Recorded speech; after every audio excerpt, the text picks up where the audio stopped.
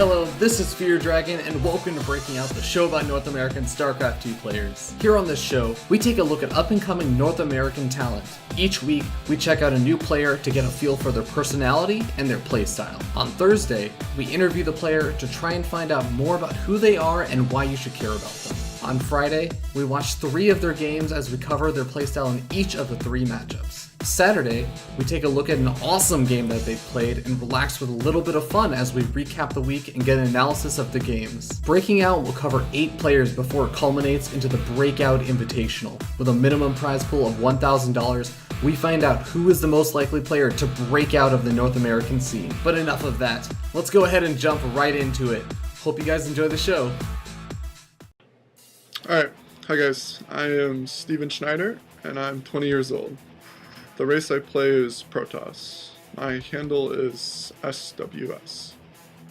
Right now, I am currently doing StarCraft 2 full-time. Normally I'm a student, but in between my 2nd and 3rd year of college, I've decided to take this time off to pursue professional StarCraft. The most interesting fact about myself relative to my life outside of StarCraft would probably be that I played violin for 8 years, and I performed all over the place, making money. I even performed at Disneyland once. That was pretty cool. My most interesting fact about me for StarCraft 2 is probably that it is my first RTS, and when I first bought StarCraft, I was playing on a MacBook, and I placed in bronze. A little bit about my playstyle. I think I'm a pretty aggressive player. As Protoss, I think it's key to be able to all-in. If you can't all-in, then your opponent can be too greedy. So you have to mix playing greedy in with being really aggressive. So I like to be really aggressive, but at the same time, after, like if you're in a series, you show a really aggressive build, then you take a really greedy expansion. I just like to go in between those two things. And I think that's a really dynamic and really tough way to play. Like, your opponent, they'll always be on their toes, and I think that's the best way to play, so that's how I play. Why do you deserve the chance to be the next breakout player? I believe I deserve the chance to be the next breakout player because I think I'm one of the top North American players. I've beaten tons of people on ladder in tournaments. I've beaten Lysira, Jaedong, many more on ladder, and in tournaments I've beaten people like Suppy, I've beaten Puck, Jig, tons of people, Illusion, and there's a few others I just drawing a blank. Also, since I'm pursuing StarCraft 2 full-time, I think this tournament will be great for me because I have nothing but time to practice, and this practicing will really be able to show in your tournament. And for the final question, what does StarCraft mean to me? StarCraft means everything to me right now. Like I said, I'm doing this full-time, so this is my life. And it's just everything right now. I'm playing as much as I can, 5 or 6 hours a day. Playing the game, more analyzing replays, more watching streams, just developing myself as a player. So it means everything. And playing a tournament like this would be one of the utmost honors, and to do this show. So yeah, thanks for watching my video and considering me for the Breakout Invitational. Hello everyone. Welcome to Breaking Out, the show about North American StarCraft 2 players that you need to know about. Today, we're going to be taking a look at a North American player who very recently went full-time into pro gaming. Representing Team Dust Esports, we have a very dedicated Protoss player who has the mindset of a winner. Please give a warm welcome to Steven SWS Schneider. How are you doing today, man? I'm doing pretty good. How about you? I'm not doing too bad. It's a day full of StarCraft. IEM is going on right now, and I'm thoroughly enjoying those games, but hey man, you know what? You're going to be the focus of today, so I hope that everything's been going well. I know that a lot of people were recommending me, or recommending you to me and saying, you know, I think that SWS would be a great candidate for the show. I know that Kane was saying good things about you. I know Rifkin was saying good things about you in your AMA thread. Like, you just have a lot of praise about you, man. Yeah, and it's nice to have people supporting me. I'm very thankful. Mm-hmm. Yeah, so I mean, really quickly, we'll just go ahead and go over the show. For anyone that's actually just tuning in, this is, of course, the very first episode of Breaking Out, season number 2. So we'll talk a little bit about the format.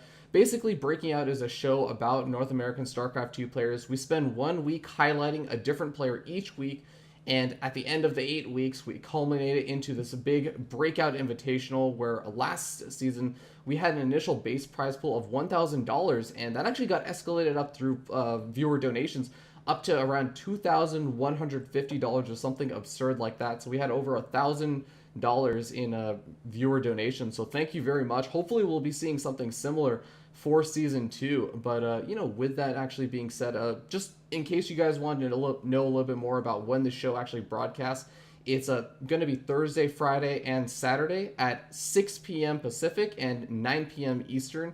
That's a much better time zone or broadcast time than last season, which I think was at 9 p.m. Pacific and midnight Eastern. So all the East Coasters kind of got screwed over on that. But hey, it's all changed, and now it's actually just going to be 3 days a week. So today is obviously Thursday if you're watching this live on Twitch. If you're watching this on YouTube, doesn't really matter. But videos get released at the same time regardless. And we're just going to be doing the interview with sWs today. And tomorrow we're going to be going over pretty much almost all the games for each of the different matchups. We're going to be doing some casts with a bunch of the commentators that were actually helping him out last season as well. And then on Friday, we're going to be doing a little bit of fun that Steven here has no idea what's going to be yet. He's going to be in for a pleasant surprise or maybe a little bit of dismay. Hopefully dismay. We always enjoy when our players that we bring on are completely humiliated. That's my favorite part of the week, honestly. Oh boy. But yeah, so we're going to be doing that, and of course we'll also get Steven's input on all the games that he's going to be submitting in those replays that we're going to be casting. So we'll get a little bit more insight into what he was thinking into the games, and hopefully you guys can learn a thing or two from a really awesome Protoss player. I know that I'm looking forward to it. But with that being said, Steven, I know I already asked you how you're doing, so let's go ahead and just jump right into it. I want to ask you a little bit more about your history because, a lot of people I'm sure don't know that much about you. What really got you started into esports? I would say probably my brother. Because I never really knew esports was a thing. I played all the video games growing up, Call of Duty, Halo. Mm-hmm. I was never really a PC gamer. Brood War was the first game I played, but even in Brood War, I didn't know there was such a thing as competitive gaming, and I just played the use map settings games like Sunken D and all those games. I never played melee maps. Mm-hmm. So, and then in StarCraft 2, I was unaware of the competitive gaming aspect. My brother bought me the game, actually. And after playing it for a while, I remember watching him watch other people play it. And I was just like, why are you watching them play it? Why don't you just play? He's like, well, these are professional players and stuff. And that was how I kind of was introduced to it. But I was bronze at the time, so I never saw myself competing. Mm-hmm. Yeah, okay. I actually did want to ask because you had mentioned this, I think, in either your AMA thread or in your application video, that you placed in bronze when you first started StarCraft 2, and you said it was because you were playing on a MacBook. Was it the MacBook, or was it Probably that you not. actually just got that good in this period of time? I like to blame the MacBook, but I was awful. I didn't even, throughout my whole Brood War experience, I didn't know what a hotkey was. I didn't even know you could hotkey. I didn't know that in StarCraft 2 either, so I was just playing without hotkeys on my MacBook at 15 FPS. It was bad. Well, I have to say that's actually pretty impressive. I mean, and that's got to be a bit of an inspiration story for everyone who started off in bronze, maybe to make their way to platinum. You know what? Someday you can also be top 16 GM on the ladder. Yeah.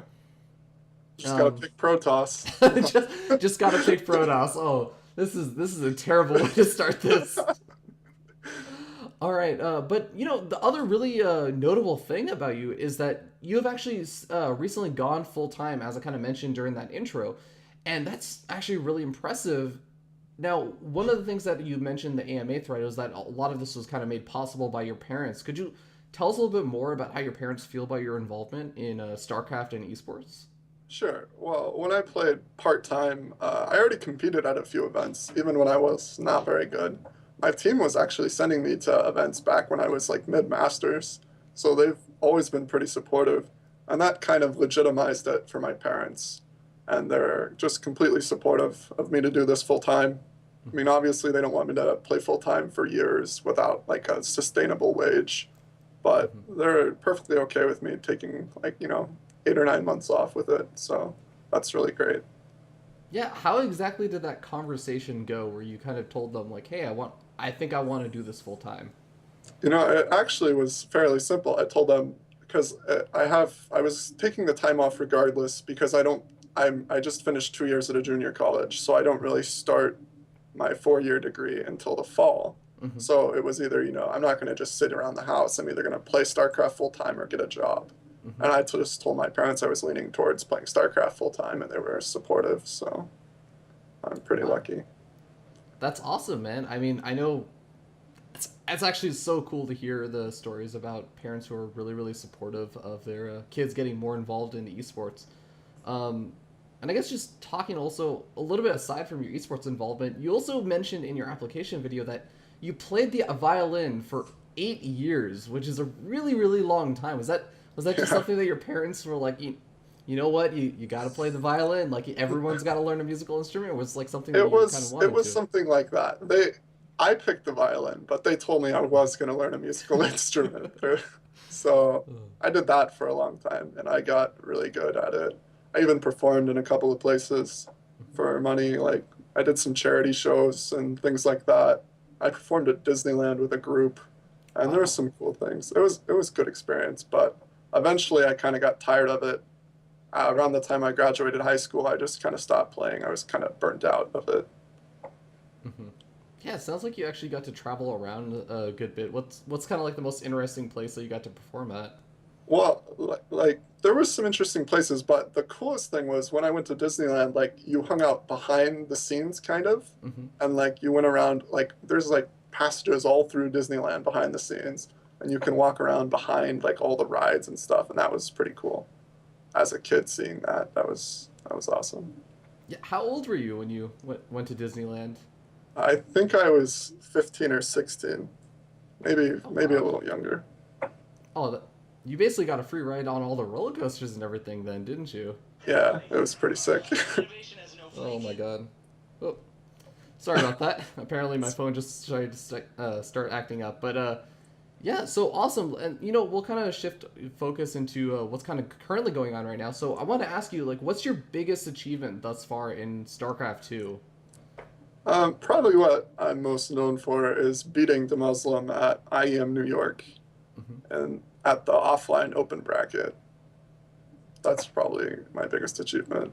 Yeah, I have for a I have a lot of upsets in online tournaments, but people take like LAN victories more seriously.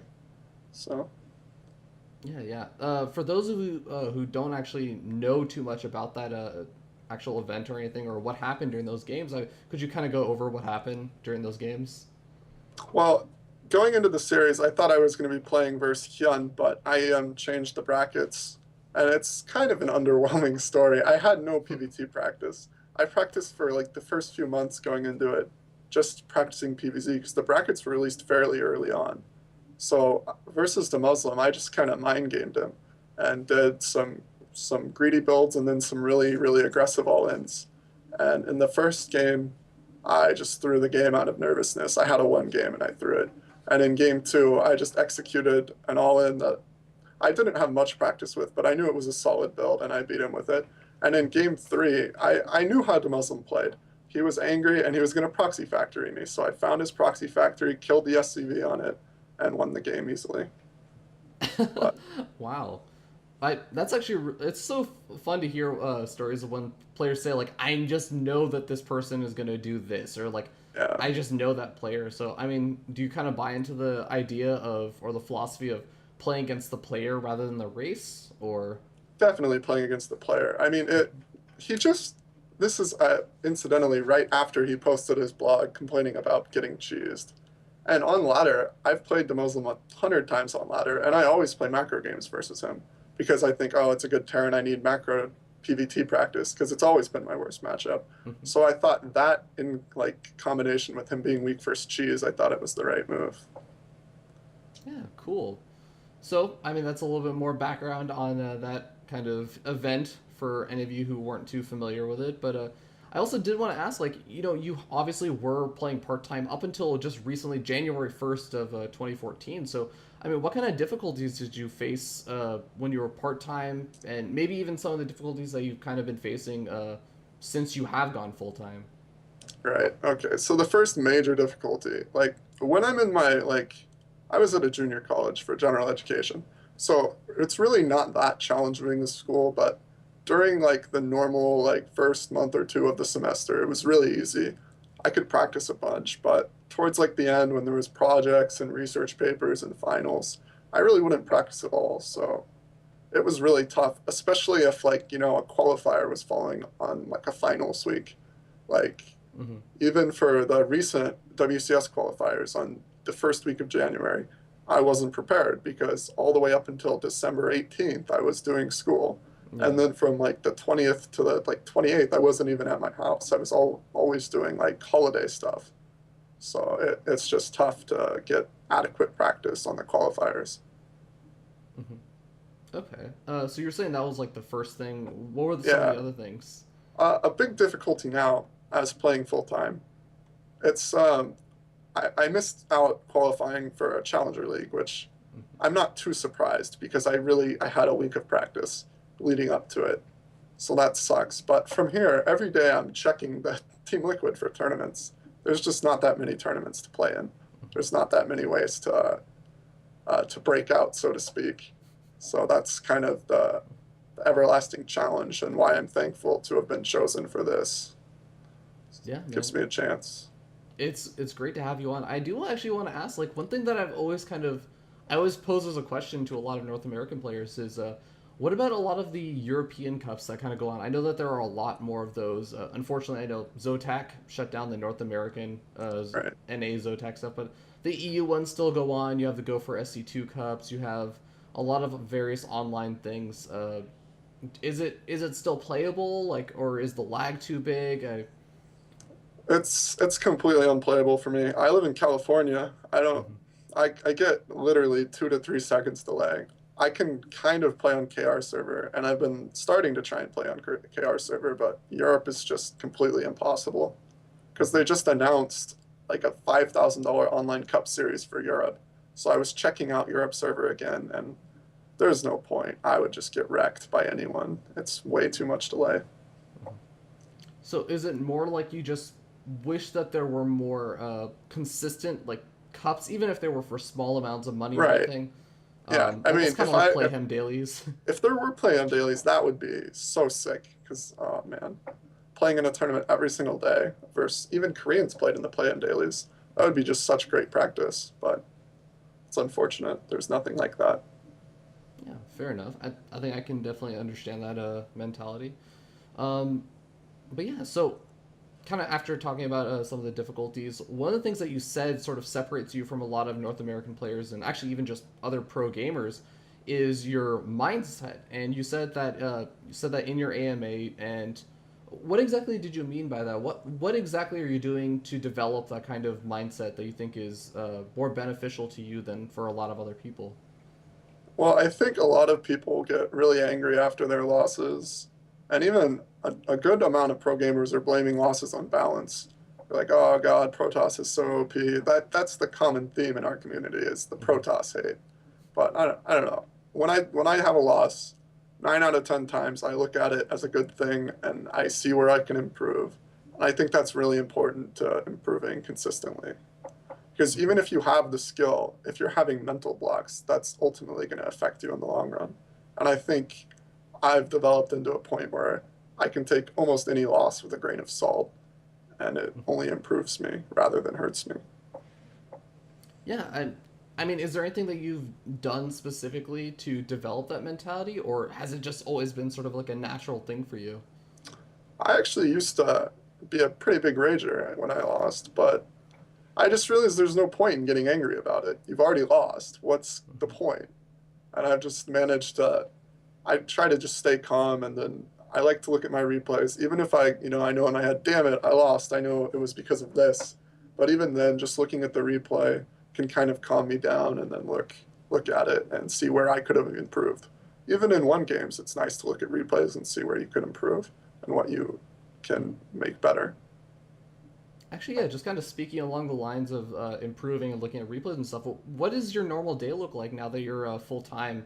I mean, it's been about a month. How much time do you spend on different things versus, you know, playing ladder games, playing custom games with practice partners, watching replays, watching streams? Like, give me the breakdown of like your average day.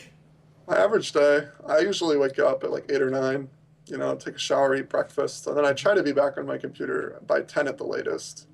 And then I'll play ladder for like 5 hours straight usually. Sometimes there's like custom games mixed in there, but it's generally just ladder. And I after that, I eat lunch and then I come back and depending on who's streaming or if there's a tournament going on, generally I'll just end up grinding more games for a few more hours. And then when I'm already gotten in at least 30 games in a day, I'll just start relaxing. And from there, I'll usually either watch streams or see if there's any new replay packs out. Like sometimes some like people like state release replays, and I just like to look at them. And from there, my team usually does stuff at night. We have a pretty rigorous in-house system. We have weekly practice. We have weekly tournaments. And then our Koreans, we have Mad Bull, who's from NS Hosio. And we just picked up a Zerg who left Prime. And they're pretty good practice partners, and they come on later at night. So after, an hour or two of resting, I sometimes hop back on StarCraft and play games with them. Yeah, cool. And do you like devote a lot of time also to keeping up with different tournaments or stuff, or is that sort of just when they're on, you kind of tune them on, or? Well, when there's a tournament on, I don't generally stop my gameplay in the morning to watch a tournament unless there's a Protoss player playing. And even then, sometimes I don't, because just watching tournament games isn't always the best way, because there's a lot of mind games that go on in these top-level games, and there's a lot of really, really situational plays. Like if you watch MC versus Innovation, MC's build might not be a build you should copy. It might be a mind game build, it might be a meta game, so you never know with tournaments. I still like to watch them to see, you can catch like a player, some players have certain tricks that makes their play unique and really, really good. Like you can pick up certain things from certain players, but I don't admittedly watch that many tournaments. Yeah, that's fair. And I guess going back to what you were saying about picking up a lot of replays, is it mostly are you looking at other Protoss player replays and stuff, or are you sometimes saying like, hey, well, I have a such and such tournament or something coming up, and you're trying to find replays of that player playing? Oh, definitely. Even if it's just like the match before, most tournaments give you 15, 20 minutes between matches. If that player streams, I'm watching their VODs. If that player has replay packs, I'm watching their replays. I'll just checking their match history, everything. And that's partly why I don't stream and why I play on a barcode, is because it's so easy to do those things, and it's so easy to metagame them. And I've gotten tons of free wins based off watching people's streams. That's so interesting also that you're saying like how you don't really stream and you play on a barcode and everything. Do you think that hurts your, I guess, availability and a possibility to be publicized and kind of put yourself out there more to other viewers? It definitely, it's not doing any favors for my exposure, but I think when the time comes to play in tournaments, that's where I'll be doing better. Because the streamers, they don't improve as fast as players who just focus on their practice. I mean, look at all the top players. They don't stream. Like, Scarlet doesn't stream. Naniwa doesn't stream. They stream on occasion. And they're still extremely famous. And they got their fame through results. And if I had to pick a route, I would rather get some notoriety through tournament results rather than grinding a stream every day. Yeah, that's actually really, really respectable. I actually did want to backtrack just a little bit to what you were saying about how your team does a bunch of stuff. They have online, I guess, in-house tournaments and everything. So your team is Dust Esports, Dust Gaming. I'm still not entirely sure. Something like that. So I mean, it's a really strong team. I know that it's really well respected in the semi-pro scene, but I mean, it's still kind of making its name for itself among the higher echelons of esports. So tell us a little bit more about the team. Like, what do you do on it? How long have you been on it? Just any information you can give us on Dust. Sure. Well, I've been on the team since its inception, which was, I think, a year and a half ago, almost 2 years ago. Hmm. And we started out really tiny. We were a very like international team. We had players from Britain, from France.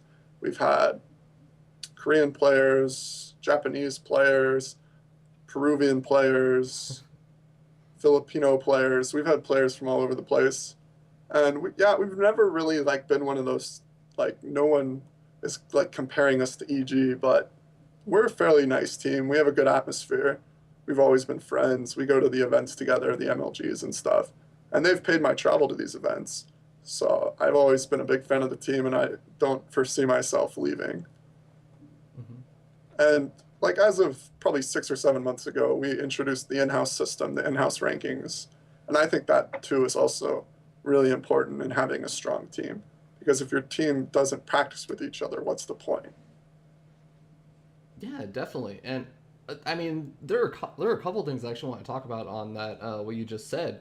So I mean, first of all, just it's awesome that you were even saying like when you were a mid masters player, they were still sending you out to events. I mean, are these just kind of like local events that they were sending you out to, or were they kind of actually like I they flying you sent out to places? they Or flew me to MLG Rally in 2012 oh when I wow. was when I was mid to high masters. They saw a lot of potential in me, and they were very supportive. And honestly, if I didn't have that experience at Rally in 2012, where I didn't do amazingly, Hmm. I think I won a few rounds, beat a GM player or two, but nothing amazing. I probably would have dropped out of the scene by now if I didn't have that event. Because Rally in 2012 is really what made me want to be a top player. Because like the environment of competing in a giant open bracket, it was just electrifying, and I loved every minute of it. Wow, it sounds like a really powerful experience then. I would definitely agree with you. Like I know that being at an MLG alone is a really powerful experience. Actually, um, I can't even imagine what it was like to play in one and have that experience. But yeah, that's really awesome that Dust is kind of supporting you and has been supporting you in that respect. Now, talking a little bit more about some of that in-house stuff, is it just like every single week you guys kind of play an in-house and sort of rank each other everywhere and get placed? Right. How does Um, that go? we have a pretty complex in-house system. You get points for showing up to clan wars. We have at least a clan war a week, generally 2 clan wars a week. Hmm. You get points for showing up to clan wars. You get points for winning matches in clan wars. You get points for showing up to practice. And then every Sunday we have an in-house tournament where first gets a certain amount of points, and every other month first gets, I think it's $50 or something like that, and it's pretty cool. So, Hmm. Oh wow. and yep, that's what we do. Oh, and if like Hmm. there's other ways to earn points, like if you get showcased on a major stream, bring exposure to the team. So there's a ton of way to get points. That's pretty cool. Hey, awesome. So it almost sounds like you kind of just get bonuses for doing your job better. Yeah, it's like an incentive program, Hmm. which also like it's incentivizing the normal stuff, but it adds practice in. So Hmm. it's really great. Yeah, that's awesome. Now I guess moving on to some of the other stuff that they do, it sounds like you're partially supported by your parents, but also you're partially supported by Dust. So does that mean you are a salaried player? Right. I'm contracted and salaried by Mhm. Dust. Okay, and I don't know. Obviously, whatever you feel comfortable, I guess, disclosing. But I mean, what percentage of your like living expenses coming from Dust? Like, how much is Right. Dust actually supporting you? Well, Dust is supporting me a lot, but a ton of the support still is that I'm living at home, and that Hmm. helps. The Yeah. main part where Dust comes in is sending me to events. Like we already have we're planning to go to MLG Anaheim. That's already set in stone, and I will be there with them. And if any other lands pop up in the next few months and I ask them, I'm sure they'll help me get there because I'm playing full time. So that's where Dust really comes in handy, and Hmm. I'm really thankful for that. But yeah, like I mean, they're paying me a decent amount, but still, it wouldn't be possible without my parents. And Hmm. very few people in esports get livable wages where they could live on their own and play the game. Hardly any NA players. So, Yeah, exactly. I think that I mean, amongst even a lot of the viewers, and actually even from what I found, a lot of the players, like there's still this sort of ambiguity of people. Nobody's really sure what North American teams should be offering their players, like what's the norm, what's the standard. So it's really cool Right. to hear a lot of this information, and kind of hear like, oh, okay, well, Dust is actually being super supportive and flying out players and everything. Right. Yeah, and I also wanted to note, like, you are the captain of Team Dust, are you not? Yeah, I am. Yeah, so I mean, what are some of your roles and responsibilities as a captain? I think I just try to, if people ask me for help strategically, I'm there for that. I run Hmm. a fair amount of our clan wars because our management, they both have full-time jobs and they're busy a lot. So I'm happy to run up, show up to the clan wars and run them. And I try to be supportive of the team and help anyone who needs it. Try to stay positive in the team chat and things like that. Hmm. Yeah, totally fair. And do you help organize like any of the practices or anything? Because I know that you mentioned that beyond just, I guess, the ranking stuff, that there is like some late night practice, say with like some of the Koreans that are showing up. How do those practices usually go? Because I'm still looking for the player that says they actually use the resume from replay to practice. You're not gonna find it here. Oh man, we, one day, I've one never day. used that for practice with any of my teammates. Oh man. Well, okay. How does your practice go? Is it pretty focused, or is it kind of just play out a Um, bunch of games and just get me, some general practice in? me and Ricky is the head manager of Bidu. Mm-hmm. Well, we have a general idea of whose best and worst matchups are, right? Mm-hmm. So I obviously am terrible at PvT, so I play our Terran player, right? And we set it up like that. And the minimum for the night is you have to play a best of five against a teammate. And after that, that's what's minimum for you to be a part of our team and be in the practices, the best of five. But it usually is more than that. It's a few best of series. And that's how we always do our practices. A few best of series, and that's how we like to organize it. Yeah, I still am just like really impressed by this kind of incentivization system because I mean, I've talked with like a lot of other teams and everything. I've talked with a lot of players, and I actually haven't heard anything too similar to it. So I have to say it's like a really great thing. Keep doing it. Yeah, But yeah, okay. Let's move on to some of the fun stuff. All right, we're gonna talk a little bit about the gameplay. All right. sure. So hypothetical situation. I mean, did you ever play World of Warcraft, EverQuest, or any RPG games? I played World of Warcraft until like level 6. I hated that game so much. So, Okay. All right, we're gonna play a more fun game. Okay, we're gonna imagine. We're gonna use our imagination to go okay. to a totally different land in a totally different world. Okay, All right. so in this hypothetical other world that's almost identical to ours, is actually identical in every single way except tomorrow. Dustin Browder is actually at Disneyland. Go figure. You've been to Disneyland and everything. You know some of the rides. You can pick a All ride, right. and he's actually on one of these roller coasters. And you know what? Dustin Browder realizes, shoot, forgot to take out the destructible rocks at the end of the roller coaster, and he goes crashing into those destructible rocks, and is unable to resume his duties at Activision Blizzard, and taking over StarCraft 2, and obviously advising David Kim on balance and everything. So what do you, who obviously is the next person in line to work Right. as, Right. replace Dustin Browder? Uh, It was an immediate pick. They kind of come to you and say, like, okay, well, what do you want to do? What changes do you make to StarCraft 2? Either how WCS is run, how the balance is right now. Obviously, you go walk down the aisle and yell at David Kim or something about something. right. Like, what kind of changes do you make to Blizzard? Okay. Well, this is the first and foremost. WCS is reset. It's region locked completely. You have to be a citizen of where you're playing. Second off, for balance, I really don't think the game's all that imbalanced. But what I would do is change the map pool. The map pool's really bad. It's always been really bad. It was okay for like 3 months, and then it went right back to being awful. So the map pool is the big thing. And for balance, personally, the current changes are okay. I think the blink change is a little absurd, but Mothership Core Vision, it's not the end of the world, but it's gonna fuck PvP up even more. Excuse my language. Oh, you're And fine. Don't worry. for Protoss versus Terran is a big point of argument lately. I think the matchup's fine. It's just the maps. Like everyone's saying that now. And for PvZ, I would delete the Swarm host. I would buff Roach Hydra so it's actually can fight a late game Protoss army. I don't know how you would do that effectively. Probably just a buff to Hydras. And, yeah. Oh, I would delete the Swarm Host. Swarm Host would be gone.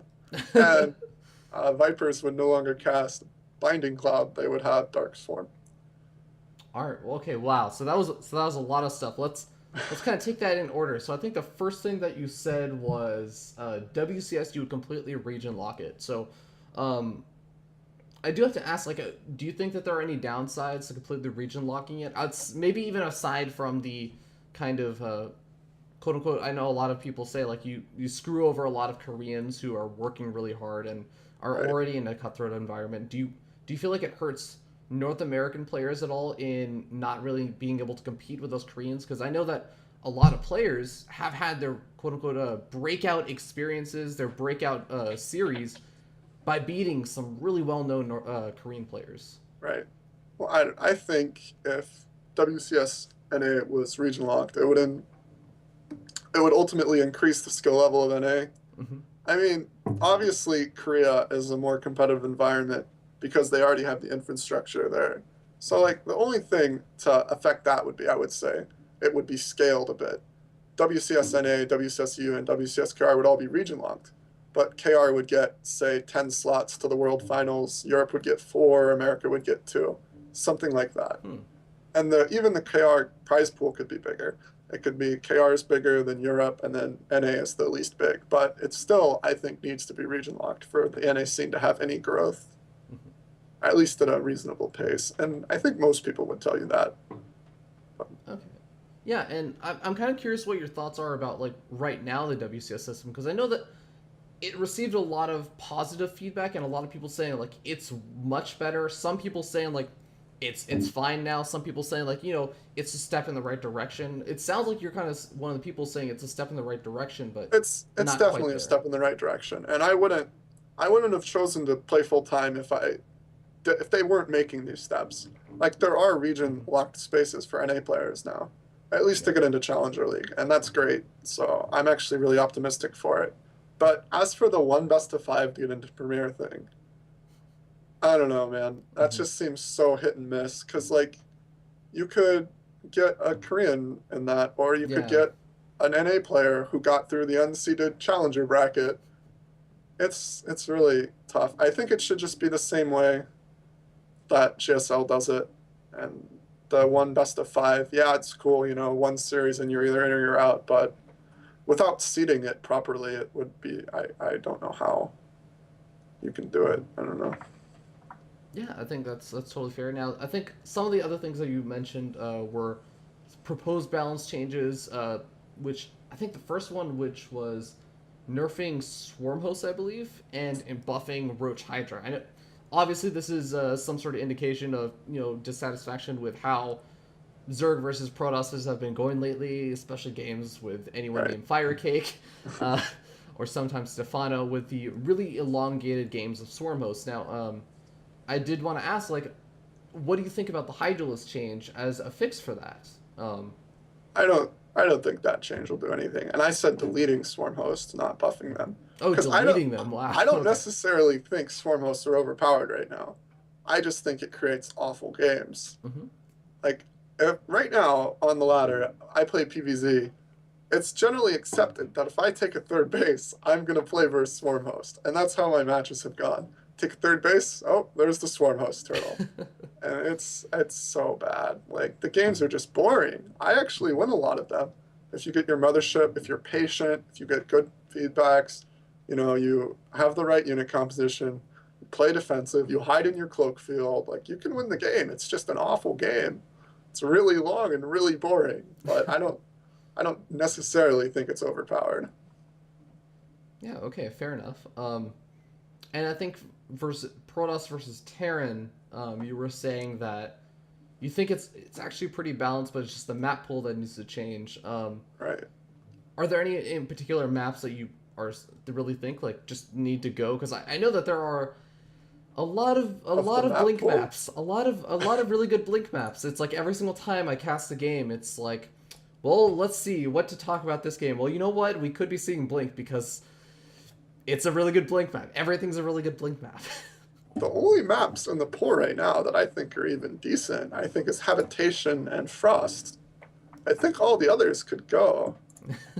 Um, yeah, I don't know. A lot of the other maps are. Terrans are always complaining about blink all-ins. So the maps where you can obviously blink into the main, right back into the natural, into the main, those maps should just be gone, I think. Like, even for PvP, it makes PvP really terrible. Because you have to always be wary of that blink all-in. And it makes it really coin flippy. I think the natural base should be easy to establish. In all matchups, you should have an easy natural. So without that being a possibility, I mean, it should just be reworked that way. People say, oh, the maps are boring, they're so boring. But if you don't have an easily established natural, it just creates too much variance, and anyone can win, anything can happen. And I'm not a fan of that. So. Yeah, makes sense. Now, I actually did want to ask also, kind of moving away from just general balance and more to you, what do you think are some of your strengths and weaknesses in the game? I know that in your application video, you mentioned that you have a mixture of an aggressive style, but also a greedy style. You kind of switch between the two and try and become a little bit less easy to predict. Right. So do you think that pretty much sums up your style? Are there any kind of like other strengths and weaknesses that you kind of consider yourself to have? Well, for weaknesses, PvT. Everyone says that's a Protoss favorite matchup, but I don't know. I'm awful at it. So and this, I think the big reason I'm bad at it is because there's no Terrans on NA. Like, yeah. I queue at top Grandmaster in ladder, and I play one PvT a game, maybe. Like, maybe. So I get no practice for it. And that's part of the reason I'm going to start laddering on the KR server. But, yeah, and for my strengths, I think the way to play is, especially as Protoss, this doesn't necessarily apply for Zerg and Terran, but because Protoss has the strongest all-ins, and there's no real argument for that. So you have to mix between really, really tight timings and all-ins, and really, really greedy, like, macro games that... And your builds should look relatively the same. Like, if I'm going to play a series... without giving too much away, and I open with a macro Stargate build, the next game I might do a Stargate all-in, right? And I think that's a really dynamic way to play, and it's really hard to play against.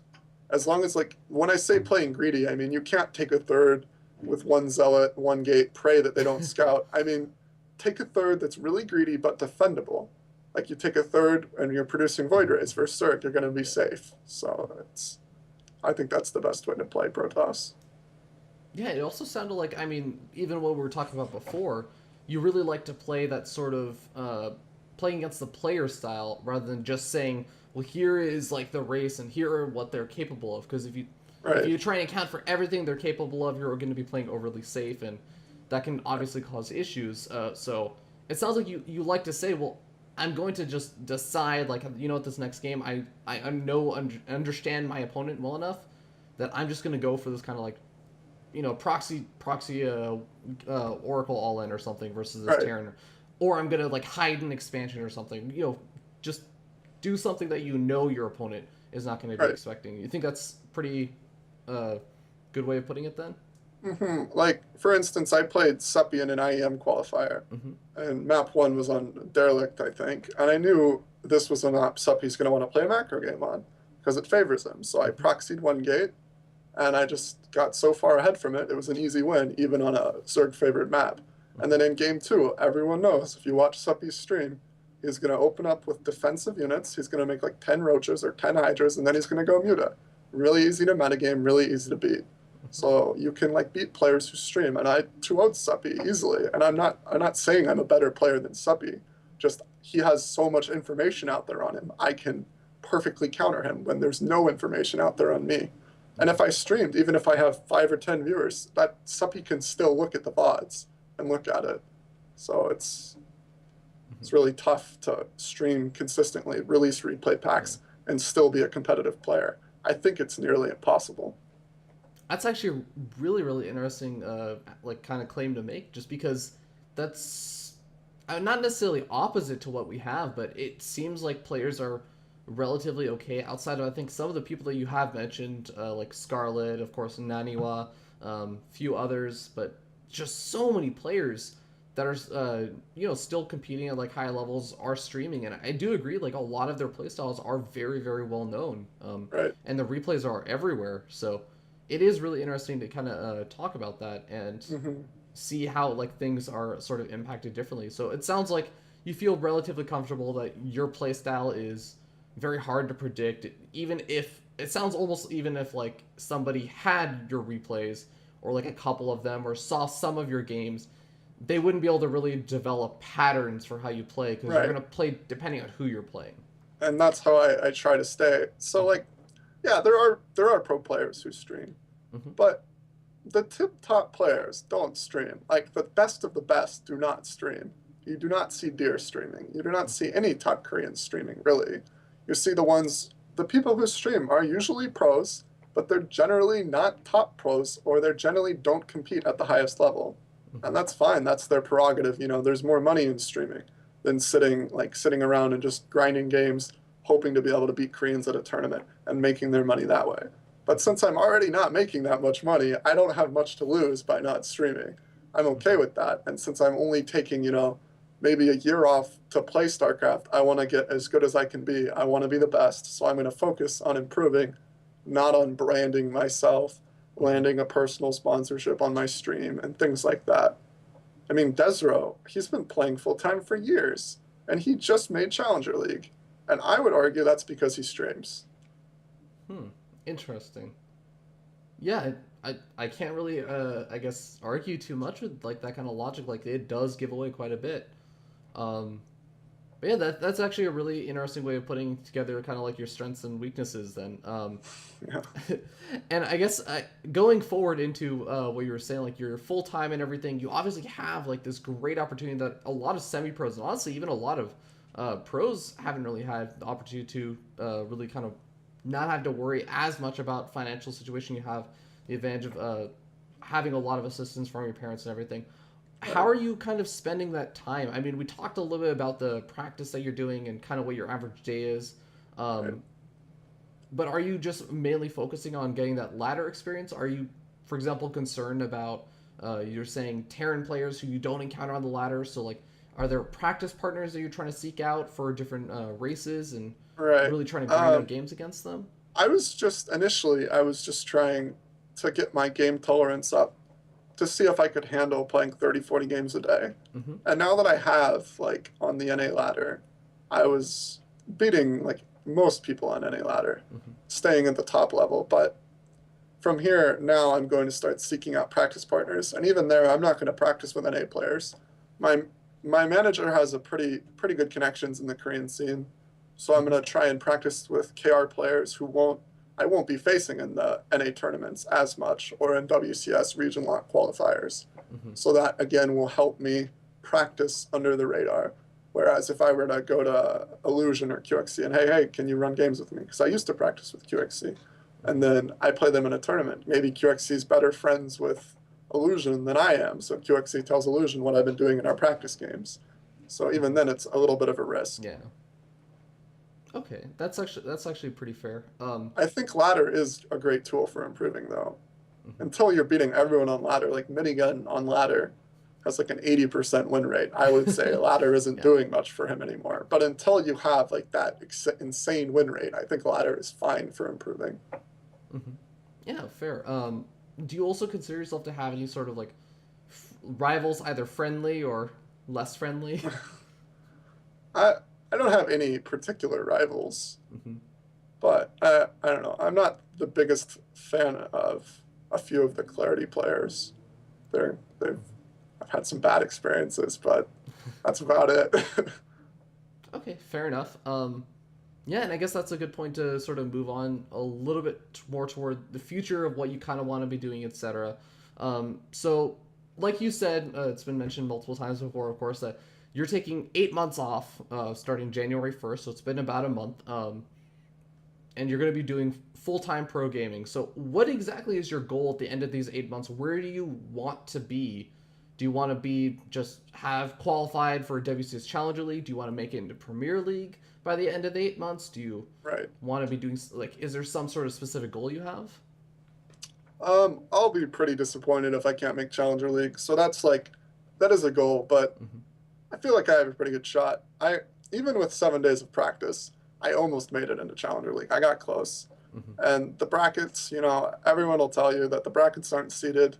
It's kind of a little bit of bracket luck. Like, I think a few players qualified beating no one, not even semi-pros. There was I think it was like Jimmy versus Sonic, and one of them qualified when other people are playing like top players the whole way. So the no seeding in the challenger brackets is kind of tough.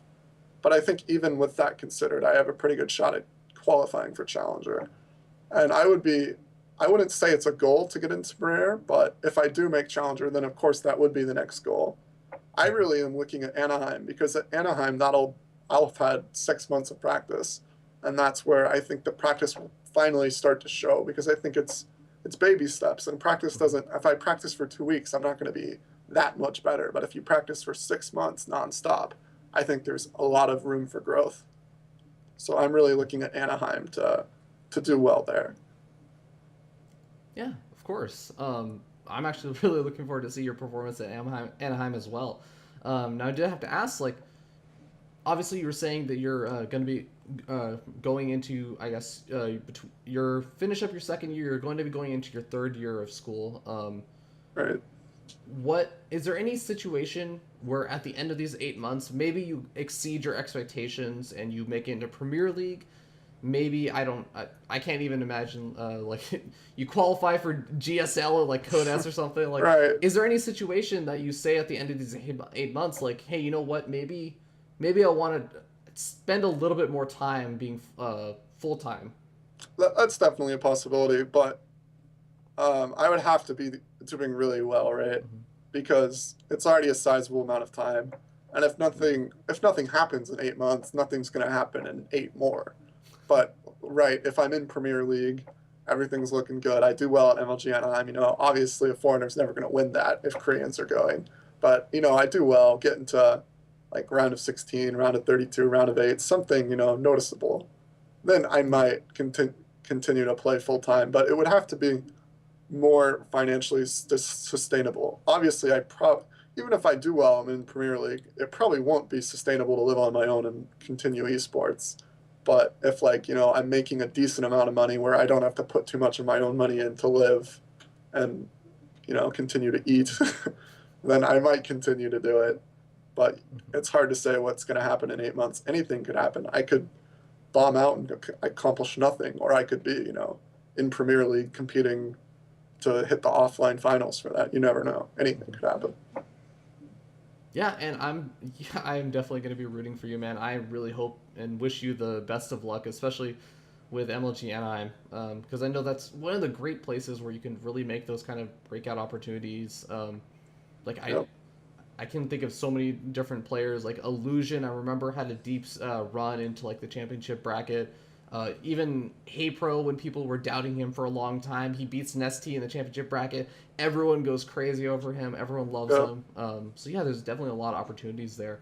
And I actually did want to ask, like, so I mean, you have beaten a lot of different, fairly like at least well-known NA players, like in a lot of tournaments. Like you mentioned, Suppy. There's Jon Snow from Core Gaming. There's obviously DeMuslim, really well known. Illusion. Why don't more people know about you? It would probably be because I don't stream and I don't really market myself. I have a fairly good number of pro upsets, like you said, but those are on qualifier streams, which get maybe 1,000, 2,000 viewers. And in the scheme of things, that's not that many eyes knowing who I am or even remembering after the game's over. So that's probably the main reason people don't know me is because I'm not trying to stream. But I'm okay with that. I'll either be known through results or I won't be known. And I'm perfectly okay with that. Yeah, honestly, that's like a really good answer. It's a really solid answer, man. And I like actually the way that you're phrasing that. You seem very content with saying like either I'll be known through my results or I won't be known at all. Yeah. It sounds like you're pretty confident that you think you can get those results. And hey, man, I've already said it, but I'm wishing you the best of luck with it. I think that you can do it if you work at it. But yeah, I guess final question sort of wrap things up. I always ask this to all the players on Breaking Out. Where do you see yourself in 2 years ideally? Best case scenario, are you still playing? Are you still doing stuff full time in esports? Are you pursuing Right. whatever degree that you were actually intending to pursue? What was that, by the way? I'm getting a political science degree, Hmm. which really you can't get much of a job with, but my intention is to go to law school. Hmm. So for my seeing myself in 2 years, ideally I would be still playing StarCraft 2, right? That's what everyone would say. They're hoping they're playing StarCraft 2, they're making decent money, they're traveling the world and competing at events. That would be amazing. But in all likelihood it's not going to go that way. And I'll be in college, doing my degree. But, things people always say NA players suck. NA players have no talent and the NA scene's awful. But I think if people took us a little more seriously, gave us more opportunities, and players like me or players more talented than me felt they didn't need to stream all the time and that they could actually focus on improving and make a living through tournaments and stuff, then there would be a lot more accomplished NA players. So I'm hoping the scene grows, and then maybe my model of like fame through results or no fame at all. Maybe that'll be a actually sustainable way to approach the playing StarCraft full time. All So right. yeah. Well, Steven, it's been a pleasure to have you on. Do you have any shout outs that you wanted to give as we kind of close things up? Yeah, shout out to my team. They are Team Dust on Twitter at Team Dust, and on Facebook they are facebook.com/Dust Gaming. And if any of you want to follow me, you can follow me on Twitter at SWSC2. And shout out to you for supporting the NA scene with breaking out. Yep. All right. Well, thank you very much, everyone who decided to tune in. I hope that you do decide to actually follow the channel so you'll get notifications about breaking out. It's over at twitch.tv/FearDragon64 if you're watching the VODs, and VODs will be up over on youtube.com/FearDragon64 if you're watching this live. And of course, if you, for whatever reason, don't like the YouTube VODs, I haven't really met anyone that prefers the Twitch VODs over the YouTube VODs, but I do save all the Twitch VODs as well, so you can always watch that over here. Um, Besides that, I actually have. Sorry. Sorry, I had a random chat window just pop up in the middle. But yeah, besides that, my name is Fear Dragon. If you guys want to catch me, you can catch me over at twitter.com/FearDragon64. Please also tune in tomorrow because we are going to be casting 3 of SWS's games tomorrow. It's going to be his PvZ, his PvP, and his PvT. They're going to be really awesome games. I'm really looking forward to casting those. And then, of course, it's also going to be we're going to be doing a Saturday cast with his Fun Day game, as well as just having a fun day. So should be pretty awesome. You also get some insight into what SWS thinks about all those different games, and hey, maybe you can get a little bit of insight into the players that he's playing against, because he does like to play against the players. So I'm looking forward to hearing what he has to say about it. So thank you guys all so much for tuning in. I also want to give one special shout out to Cybert, who does a lot of the video art assets and everything that we use here on the show, and of course Minnie Mouse GG, who does all of the overlays and everything. Like, those two people are so amazing. They are amazing graphic designers and art assets creators. So thank you so much to both of them, and thank you everyone else that's helped out with breaking out. And looking forward to seeing you all tomorrow, guys. Take care.